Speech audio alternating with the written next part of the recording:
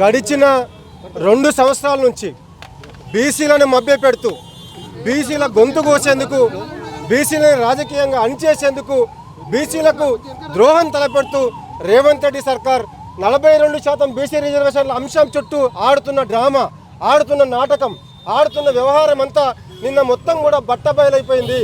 ఈ రాష్ట్రంలో ఉన్న 12,000కు పైగా గ్రామ పంచాయతీల్లో ఉన్న బీసీ యువత, బీసీ వర్గాల బీసీ ప్రజలందరూ కూడా ఇవాళ రేవంత్ రెడ్డి చేస్తున్న ద్రోహాన్ని పూర్తిగా అర్థం చేసుకున్నారు. ఇవాళ బీసీలకు ద్రోహం చేయడానికి రాజ్యాంగబద్ధ సంస్థలను అవమానపరుస్తూ, అసెంబ్లీని అవమానపరిచి, రాజ్యాంగ అధిపతులైన గవర్నర్లను, రాష్ట్రపతులను కూడా అవమానపరుస్తూ ఇవాళ మరో కొత్త నాటకానికి ఇవాళ రేవంత్ రెడ్డి సర్కార్ ఇవాళ శ్రీకారం చుట్టింది. ఇప్పటికే డెడికేషన్ కమిషన్ వేయకుండా గాలయాపన చేసి, బీఆర్ఎస్ ఒత్తిడితో డెడికేటెడ్ కమిషన్ ఏర్పాటు చేసి, దాంతో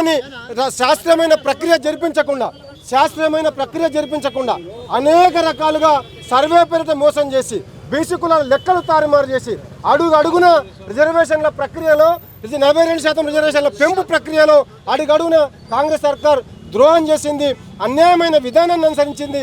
దాన్ని ఇప్పటికే బీఆర్ఎస్ పార్టీ ఎండగట్టింది. కానీ అవన్నీ సరి చేసుకుంటుందని, చివరికైనా ఒక న్యాయబద్ధమైన ప్రక్రియను అనుసరిస్తుందని చెప్పి బీఆర్ఎస్ పార్టీ భావించింది. కానీ కాంగ్రెస్ కుక్కతోక బుద్ధి, కాంగ్రెస్ యొక్క కపట వైఖరి మరొకసారి బయటపెట్టుకున్నది.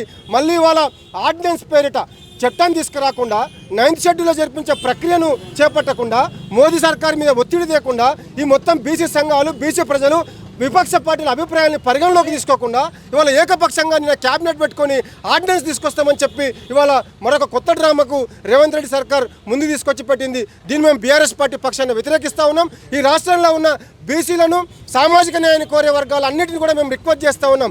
ఈ రేవంత్ రెడ్డి సర్కార్ డ్రామాను అర్థం చేసుకోండి, దీన్ని ఊరూరా ఎండగట్టండి, ఈ డ్రామాని తిప్పికొట్టండి అని చెప్పి రాష్ట్రంలో ఉన్న ప్రజలందరికీ కూడా విజ్ఞప్తి చేస్తూ ఉన్నాం.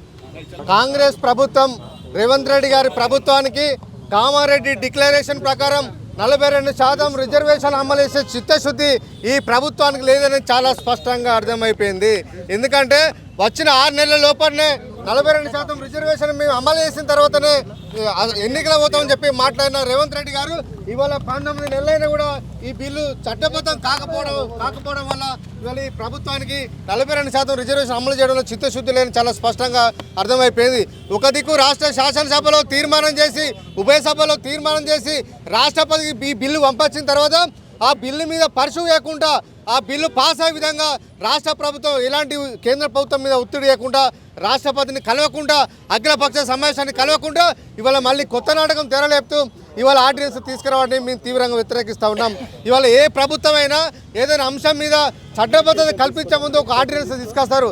దాన్ని అమలు చేసిన తర్వాత చట్టబద్ధత చేయడానికి మళ్ళీ అసెంబ్లీలో తీర్మానం చేసి పాస్ చేసే కల్చర్ ఈ భారతదేశంలో ఉన్నది. అయినా ఈ ప్రభుత్వానికి చిత్తశుద్ధి ఎలాంటి వ్యూహం లేకముందు బిల్లు రాష్ట్రపతి దగ్గర ఉండగా ఇవాళ ఆర్డినెన్స్ తీసుకురావడాన్ని, ఈ రాష్ట్రంలోని బీసీ ప్రజలందరినీ మోసం చేయడమే, చట్టాన్ని అగౌరవపరచని చెప్పి ఇలా మేము డిమాండ్ ఇస్తున్నాం. అసలు చట్టం చేయకముందు ఆల్రెడీ రాష్ట్ర శాసనసభలో 42% రిజర్వేషన్ల కోసం రాష్ట్ర శాసనసభ ఏకగ్రీవంగా తీర్మానం చేసి కేంద్రానికి పంపించిన తర్వాత, రాష్ట్రపతికి బిల్లు పాస్ కోసం రాష్ట్రపతికి పంపించిన తర్వాత మళ్ళీ ఆర్డినెన్స్ తీసుకురావాల్సిన అవసరం ఏమున్నది? దాన్ని పాస్ చేసే విధంగా అఖిలపక్ష సమావేశాన్ని ఏర్పడేసుకొని ఈ రాష్ట్రంలోని ఎంపీలను, అన్ని రాజకీయ పార్టీలను తీసుకెళ్లి రాష్ట్రపతిని కలవాల్సిన ముఖ్యమంత్రి గారు అవన్నీ ఏం చేయకుండా మళ్ళీ ఇవాళ ఆర్డినెన్స్ అనే ఒక దొంగ నాటకాన్ని మేము తీవ్రంగా వ్యతిరేకిస్తూ ఉన్నాం.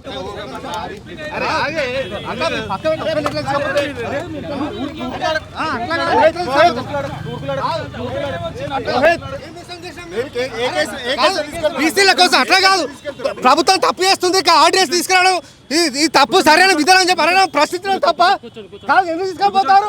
మీరు అడగడం తప్ప, బీసీల కోసం అడగడం తప్ప ఎందుకు ఇట్లా చేస్తున్నారు? ఇదేం డౌట్ చేయడం కాదు. పోలీసులు మరీ టూ మచ్ చేస్తున్నారు. ఈ పద్ధతి కాదు. లేదా కాదు, తీసుకోవాల్సిన అవసరం ఉందండి. కాదు, మేము ఏం తప్పు చేసినాం చెప్పు. అడగడం తప్ప 42% రిజర్వేషన్ల కోసం దయచేసి ఈ రాష్ట్ర ప్రభుత్వం 42% రిజర్వేషన్ అమలు చేయడం ఇష్టం లేక ఇవాళ కనీసం దిష్టి బొమ్మ దగ్ధం చేసే స్వేచ్ఛ కూడా లేదా మాకని చెప్పి మేము ప్రశ్నిస్తూ ఉన్నాం.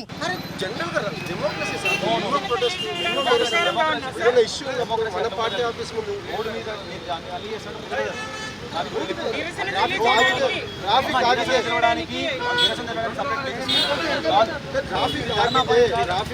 ఇబ్బంది కంప్లైంట్ చేస్తే ఎవరైనా కంప్లైంట్ చేస్తారా? ట్రాఫిక్ మరీ అరాచకం సార్, మరీ అరాచకం. ఇంత పోలీసింగ్ ఇంత దుర్మార్గం ఎక్కడ ఉండదు. ఏం చేస్తాడండి ఆయన? అదే పది అరెస్ట్ చేయండి. ఏం చేసి నేను అరెస్ట్ చేస్తాను సార్? ఇంత అన్యాయం, ఇంత దుర్మార్గం. ప్రొటెస్ట్ చేయొద్దా? ఇదే నా ఆయన చెప్పిన డెమోక్రసీ, ఇదే నా ప్రజాపాలన. ఇంత దూరం అందరిని చంపేయండి, అరెస్ట్ చేయండి, లోపలేండి అందరినీ. ఏం సార్ ఇది? ఏం చేస్తామండి?